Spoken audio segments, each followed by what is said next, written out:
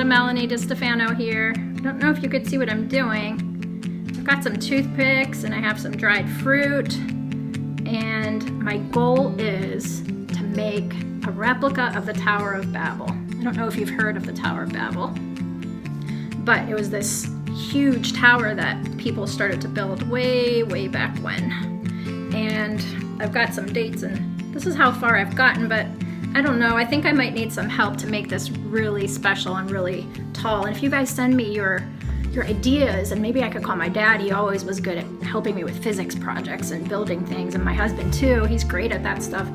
We could really make an amazing tower, and it could stretch up into heaven. And when we take pictures of it and we post it on Pinterest, like everyone will be following us on Pinterest, and I'll become like the queen of Pinterest. Oh my gosh, it'll be amazing. And you guys can share in the glory, and our posts will go viral, and everyone will, then we can make money and like contribute to charities. It's gonna be amazing. So the problem is that I can't do it by myself. I really need some help. This is sort of a replica of the Tower of Babel, and mine isn't quite measuring up to that. So I printed off some directions on Pinterest.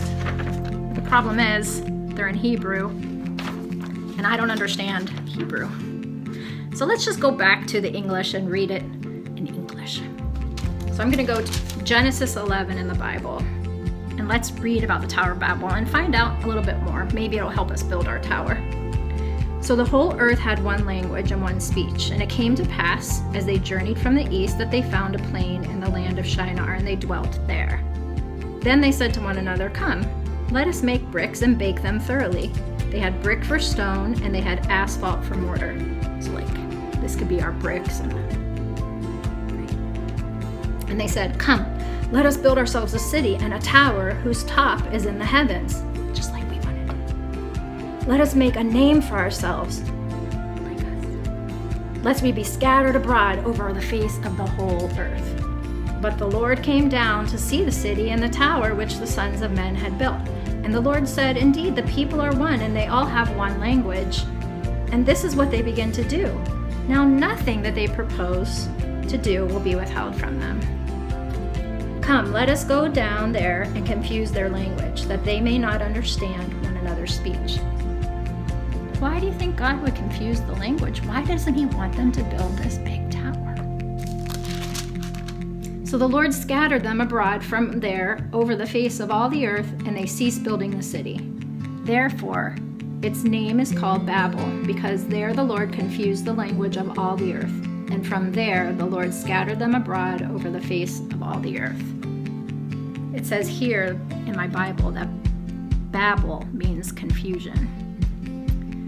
So this is making me think that God probably wouldn't be pleased with me if I became the queen of Pinterest and built a big tower that reached up to heaven.